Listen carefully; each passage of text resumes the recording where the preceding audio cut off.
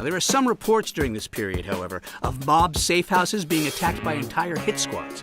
Other reports have certain individuals, sometimes even entire operations, simply vanishing as if they were never there.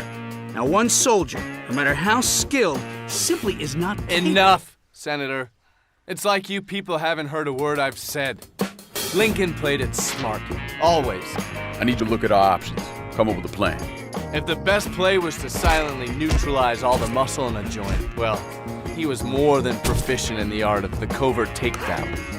Hell, sometimes he even left a few breathing to have a chat with them later. I don't know anything. Let me tell you, Senator, the biggest weapon isn't worth a damn if the other guy can take it away from you before you even know he's there.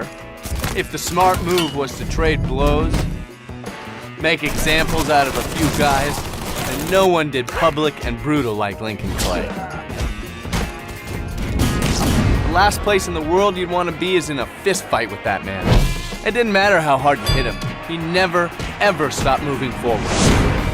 Muscle alone doesn't make you ruthless. You have to be willing to bite and claw and scrape and do what no one else will do to stay alive. Imagine being trapped in a dark room and there's no way out. And every fear, every nightmare you ever had is in that room with you. And there's no escape from any of it. If you were vulnerable to being surgically picked apart from a distance, then no amount of guards would keep Lincoln from staying low, probing for weakness, and finding the perfect sightline. If the situation was less subtle, then he could go in guns blazing. You've never seen shock and awe like that, gentlemen. An olive green angel of death. The truth is, to his enemies, Lincoln Clay was a walking nightmare. He could hurt Sal Marcano and his crew in 100 different ways. One thing we do agree on, Senator, no matter how it happened, all that really matters about any fight is how it ends.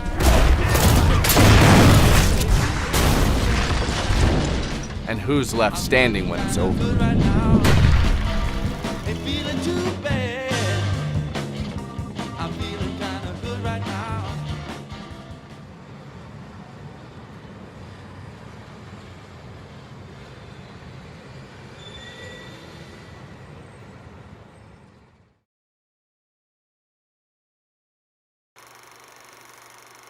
And the weapons, the tools Mr. Clay used to terrorize the citizens of New Bordeaux, I suppose you furnished him with those as well. Actually, no. Don't get me wrong, Senator. I would have given him any gun, knife, or bomb he asked for. What can I do for you, Lincoln Clay? But like I've said, Lincoln never had trouble finding a weapon. And just how does he accomplish that? Help me kill Sal Marcano. For most of that summer, one of his underbosses, Cassandra, she ran the Haitian gang, looped him into a sweet little arms smuggling ring she had going. That kept him squared away. There are stashes of guns hidden in this city. Full-service operation. They aim to please. Pistols, rifles, shotguns, ammo, you name it. It was all black market gear, of course. I mean, this was a real arsenal. If the VC had been this well provisioned at the drain, the whole damn war might have turned out different. Extended clips, perfectly tuned sights, hollow points, silencers. By the time Lincoln finished tinkering with the firearm, it was a precision instrument of death. Nothing like this had ever happened before. Lincoln wanted to terrify the mob. He wanted them to know he was going to kill every last one of them. Then, Jesus, then when Burke came on board, things really kicked up another level. Explosives. Everything from Molotov cocktails to C4. You know, the stuff they use for controlled demolitions, except in our case, not always so controlled. There was a loud crash, like a bomb going off. War on the streets as a gunman stormed the Royal Hotel, killing an untold number of men. You know what the funny part is? The funny part is, Lincoln didn't really need half the shit to take down Marcano. And the systematic killing of Marcano's capos and lieutenants? Well, we weren't playing fucking patty cake. Christ. Fighting to him was like breathing. I've seen him bring a whole VC unit to its knees using nothing but his knife. I've seen him take apart an armored encampment from the canopy with a single-scoped combat rifle. Put a rocket launcher in the hands of a man like that, and those poor bastards never stood a chance. Even back in Laos when we were running guns. Hell, almost from the moment he stepped off the chopper, I remember thinking to myself, this man has a talent for violence.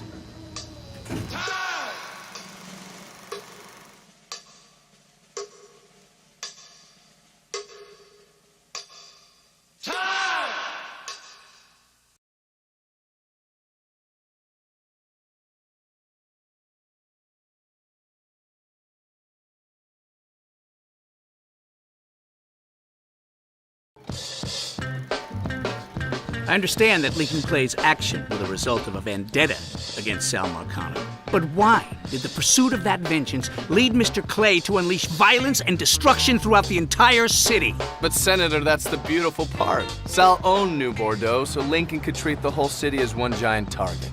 Men with power like Sal Marcano, they think they're untouchable. I don't have it in me to feel shame for the things I've done. Never have. What they don't want is for you to start picking at the loose threads at the edge of their empire. Disrupting the drug market from the street up. Robbing back alley heroin dealers in the hollow. Or shooting up the PCP labs tucked among the high society in Frisco Fields. They damn sure don't want you infiltrating their safe houses and extracting valuable information from their low-life lieutenants. Hey, you want a doctor? Then you better tell me something worth hearing. They tend to get annoyed when you start hunting two-bit pimps through the French ward one by one. Terrorizing old Uncle Lou Marcano's well-paying Johns, and grinding the flesh trade in the city's bordellos to a crawl. Came in and killed everybody. They definitely don't want you to keep pulling the thread till you're shooting up the casino boat that chugs through that muddy bayou. I want you to send a message to your brother. Pull enough thread and the whole operation starts to fall apart. Should have saved a bullet or two. You muscle in on Enzo Conti, interdict all that lost cargo that fell off the car in a train yard somewhere in Barclay Mills, the guns, the cars, the human beings. You choke off every single black market pipeline that keeps the Marcano empire afloat. Lincoln Clay! Lincoln Clay! Every lowlife ball of piss in this city smells blood in the water. My blood! Then, and this is the absolute last thing they want, is for you to start building your own thing on the same spot where you tore theirs down. Once it's in our hands, I'll decide who gets to run the day-to-day. Men with power like Sal Marcano never understand how quickly they can lose it. But once you've unraveled enough thread, you take all that thread you got and string them up with it.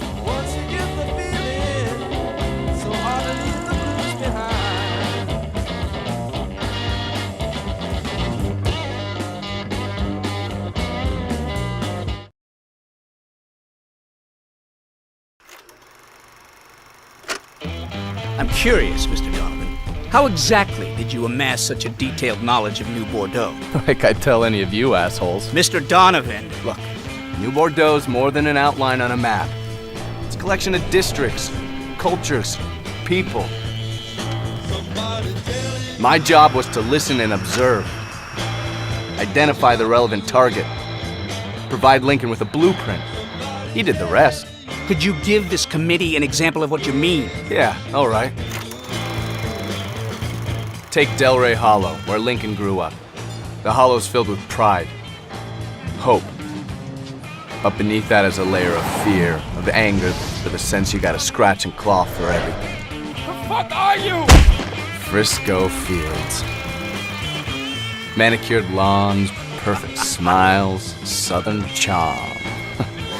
Thing is, it's all a show, a facade. Just because the knife comes out of a monogrammed sleeve doesn't mean it won't cut your throat. The French ward. Home to every fantasy and perversion you can imagine. But if you're not careful, those appetites will come back around on you. Be the very thing that kills you. Bayou Phantom. It's beautiful down there. Serene even. But it's also vicious, wild, unpredictable. Ah, yes. Pint for done. A proud people, the Irish. The entire district runs on whiskey and rage. People up there never back down. Never. On the surface, South Downs looks like a nice blue-collar neighborhood. Safe. Friendly, even. It's all a cover, though. Cover for violence and lawlessness. You could almost mistake Barclay Mills and Tikva Harbor for normal American industrial zones. But in order to do that, you'd have to ignore all the brutality and workplace accidents. Downtown, the prosperous heart of the city. Concrete, steel, the wheels of government, and greasing the whole thing is an endless stream of graft and corruption. Then there's River Row. Whole damn district's just one never-ending knife fight. This is all very poetic, Mr. Donovan, but it doesn't explain how Lincoln Clay took down the entire city in the summer of '68. He did it by mastering the one thing everyone in New Bordeaux understands.